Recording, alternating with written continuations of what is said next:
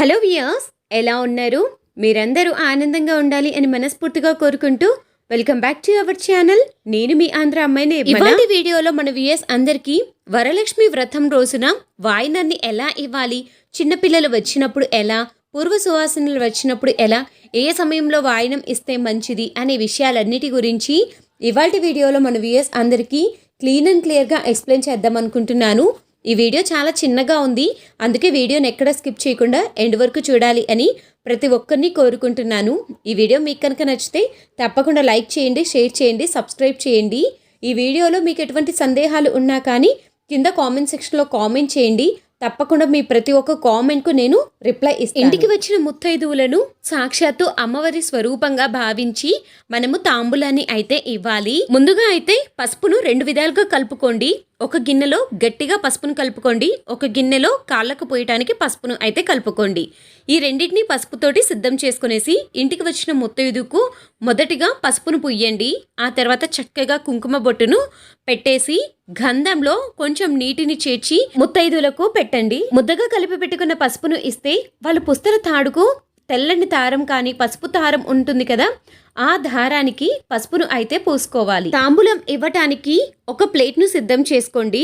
ప్లేట్లోకి 2 జాకెట్ ముక్కలను ఏర్పాటు చేసుకోండి.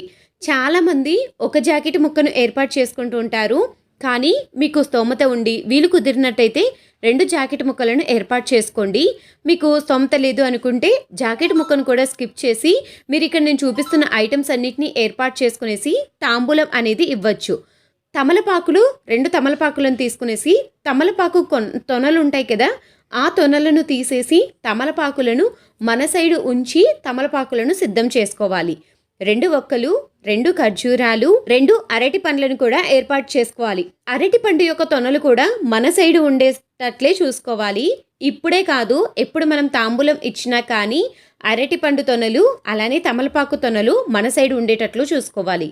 అరటి పండ్లు ఇస్తే 2 అరటి పండ్లను ఇవ్వాలి. అదే మిగతా యాపిల్ పండు కానీ దానిమ్మ పండు కానీ ఇలా ఏవైనా వేరే రకం పండ్లు ఇస్తే ఒక పండు ఇచ్చినా సరిపోతుంది. పసుపు కుంకుమ ప్యాకెట్స్ అనేది అందుబాటులో ఉంటాయి మార్కెట్లో. ఇలా పసుపు కుంకుమ ప్యాకెట్ను కూడా ఏర్పాటు చేసుకోవాలి. 2 చేతులకు సరిపడినన్ని గాజులను కూడా ఇవ్వాలి. మీ సంఖ్యను బట్టి మీరు గాజులు అనేది ఇవ్వచ్చు. కొందరు 2 చేతులకు 3 అలా ఇస్తారు, కొందరు డజను, అర డజను అలా కూడా ఇస్తారు. మీరు ఎన్ని ఇవ్వాలి అనుకుంటే అన్ని ఇవ్వచ్చు. ఇందులోకి తప్పనిసరిగా నానబెట్టిన శనగలను కానీ మొలకెత్తిన శనగలను కానీ ఇవ్వండి. మొలకెత్తిన శనగలను ఇస్తే చాలా మంచిది. ఇలా శనగలను ఒక ప్యాకెట్లో వేసి ఇచ్చారనుకోండి, అటు ఇటుగా పోకుండా ఉంటాయి. తలలో పెట్టుకోవటానికి అల్లిన పుష్పాలను ఇస్తే చాలా మంచిది. అవి కూడా సువాసన భరితంగా ఉన్న పుష్పాలైతే ఇంకా మంచిది.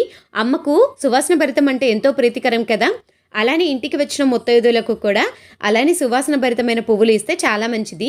వీళ్ళు కుదరగితే అలా ఇవ్వండి, లేకపోతే విడిపూలు, చామంతి, గులాబీ పూలు వీటిని కూడా ఇవ్వచ్చు. వచ్చిన ముత్తైదువులకు తోరాన్ని కూడా మన చేతోనే కట్టాలి. తోరాలు మీరు ఎక్కువగా తయారు చేసుకుంటే అందరి ముత్తైదువులకు కట్టవచ్చు. అలానే 3 తోరాలే తయారు చేసుకుంటే మీకు అమ్మవారికి అలానే వచ్చిన ముత్తైదుకు ఒకరికి సిద్ధం చేసుకోవచ్చు. అలానే ఒక కోన్ను కానీ గోరింటాకును కానీ సిద్ధం చేసుకోండి. అలానే ఒక రూపాయి నాణ్యాన్ని కూడా ఏర్పాటు చేసుకోండి. ఇలా తాంబూలాన్ని సిద్ధం చేసుకునేసి వచ్చిన ముత్తైదువులకు ఇచ్చినప్పుడు ఇస్తినమ్మ వాయనం అనాలి, పుచ్చుకునేటప్పుడు పుచ్చుకుంటినమ్మ వాయనం అని చెప్పాలి. ఇంటికి వచ్చిన ముత్తైదువులతోటి కాళ్ళకు ముక్కి ఆశీర్వచనం తీసుకోవాలి. మనకన్నా చిన్నవాళ్ళు అయితే అక్షంతలను అమ్మవారి దగ్గర ఏర్పాటు చేయమని చెప్పాలి.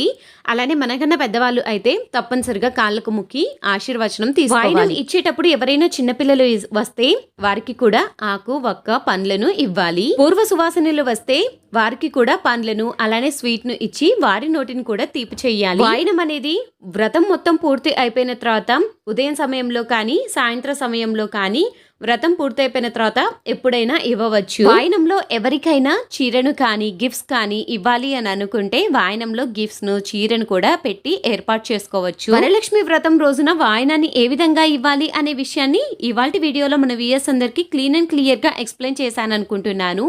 మీకు ఎటువంటి సందేహాలు ఉన్నా కింద కామెంట్ సెక్షన్లో కామెంట్ చేయండి. మీ ప్రతి ఒక్క కామెంట్కు కూడా నేను తప్పకుండా రిప్లై ఇస్తాను. మరొక చక్కని వీడియోతోటి మీ ముందుకు వస్తుంది మీ ఆంధ్ర అమ్మాయి నేబ్బల.